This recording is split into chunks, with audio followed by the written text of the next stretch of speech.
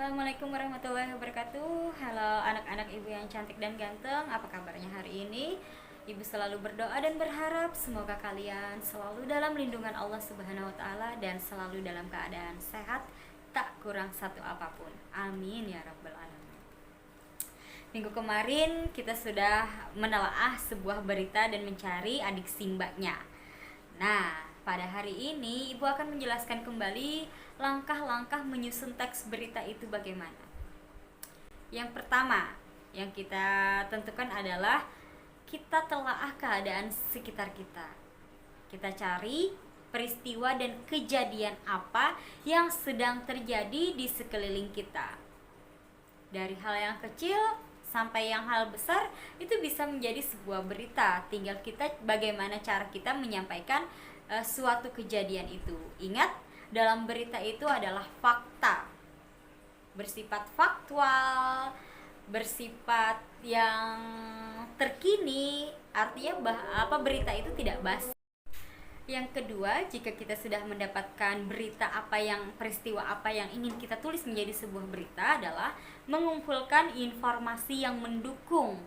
Informasi yang mendukung itu bisa berupa pendapat-pendapat para tetangga atau sekitar, atau jika pendapat kamu sendiri boleh. Tapi ingat, yang ditulis tetap menurut Siti Haryawati kejadian tersebut. Nah, jangan sampai menurut saya, itu tidak boleh, karena dalam berita kita menggunakan kata orang, nama orang, atau dia. Tidak boleh menggunakan saya. Penggunaan kata orang pertama itu tidak boleh dalam sebuah berita, karena kita sedang memberitakan orang lain, bukan memberitakan diri sendiri. Lalu langkah yang ketiga dalam menyusun berita adalah menyusun beritanya sendiri. Jika kita sudah dapat informasi yang terpenting itu adalah 5W plus 1 hanya kita sudah dapat, kita sudah genggam, dan ada informasi pendukungnya, lanjut tulis saja. Apa yang lebih dulu yang ditulis? Apakah what-nya, apakah when, where, itu bebas. Bebas, mau how-nya dulu, mau when-nya dulu, mau why-nya dulu, terserah. Yang terpenting sebuah berita itu melingkupi 5W plus 1H, lengkap, jelas, sistematis ya. Jadi tidak ada hal yang berupa fiktif. Nah, itu tidak ada, semua berupa fakta. Kita tuliskan secara apa adanya, logis dan komunikatif. Artinya diterima oleh semua pihak dan semua pembaca. Dan yang terakhir baru kita tentukan judul berita itu. Kenapa jadi kita membuat berita atau membuat cerita itu jangan judul lebih dulu? Kalau ibu tidak pernah menyarankan siswa jika membuat tugas, membuat cerita, membuat berita, atau membuat apapun itu menentukan judul lebih dulu. Kenapa? Karena menurut ibu, kalau kita menentukan judul lebih dulu, kita akan terkurung oleh judul tersebut. Sebaiknya yang pertama kali yang kita buat itu adalah kerangkanya. Kerangka, kalau bentuk cerita ya kerangka cerita. Kalau bentuk berita berarti yang kita buat adalah 5W plus 1H-nya dulu. Nah, kalau kita sudah mendapat 5W plus 1H, kita akan gampang menyusunnya. Dan terakhir, baru kita telaah lagi, kita baca lagi. Oh, beritaku ini tentang apa? Lebih mendominasi itu tentang apa? Itulah yang dijadikan judul. Ingat, judul itu harus menarik. Misalnya, judul yang tidak menarik itu adalah kebakaran di kandangan. Itu orang akan membaca biasa-biasa saja membacanya. Judul itu supaya menarik, bikinlah sebuah penasaran. Si jago merah lahap 8 buah rumah. Itu salah satu judul yang menarik. Orang akan penasaran membacanya. Oh, apa yang terjadi? Kenapa? Lalu orang akan membaca berita yang kamu buat.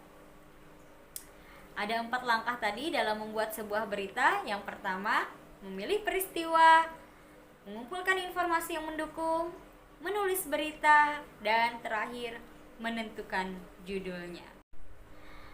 Langkah terakhir dalam membuat sebuah berita itu adalah proses penyuntingan, atau bisa disebut juga dengan mengeditnya. Kita lihat dan baca kembali berita yang telah kita buat, apakah sudah sesuai dengan ejaan bahasa Indonesia yang baik dan benar. Kalau menurut kamu belum benar, maka perbaikilah. Apakah kalimatmu itu sudah jelas, sudah runtut, dan bisa dipahami oleh pembaca yang lain. Kalau menurutmu belum, maka perbaiki lagi. Karena semakin sering diedit, maka tulisan itu akan semakin baik. Nah, Ibu rasa kalian sudah paham ya bagaimana menulis sebuah berita itu. Oke, tugas kita minggu ini adalah menulis berita.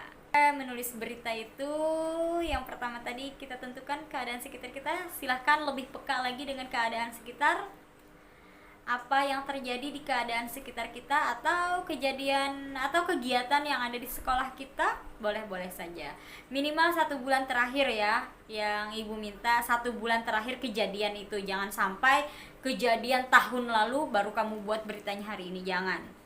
Karena yang namanya berita bersifat terkini. Jadi ibu minimalkan 1 bulan kejadian dalam 1 bulan ini di sekitar kalian apa yang terjadi.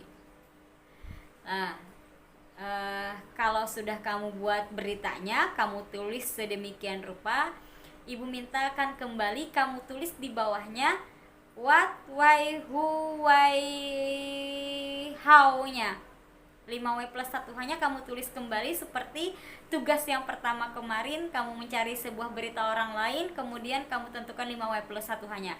Nah, sekarang kamu tulis berita. Dari berita yang kamu tulis itu, kamu tuliskan kembali what sama dengan apa yang kamu beritakan sampai bagian how. Bagaimana cara mengumpulnya? Kembali kalau sudah selesai difoto. Setelah difoto, kita kirimkan melalui e-learning. Kali ini bukan di tugas K13 lagi, kali ini di tugas K14, karena ini merupakan tugas sebuah keterampilan. Mau beritanya kamu bacakan lagi? Kita tunggu tugas selanjutnya. Sampai jumpa. Assalamualaikum warahmatullahi wabarakatuh.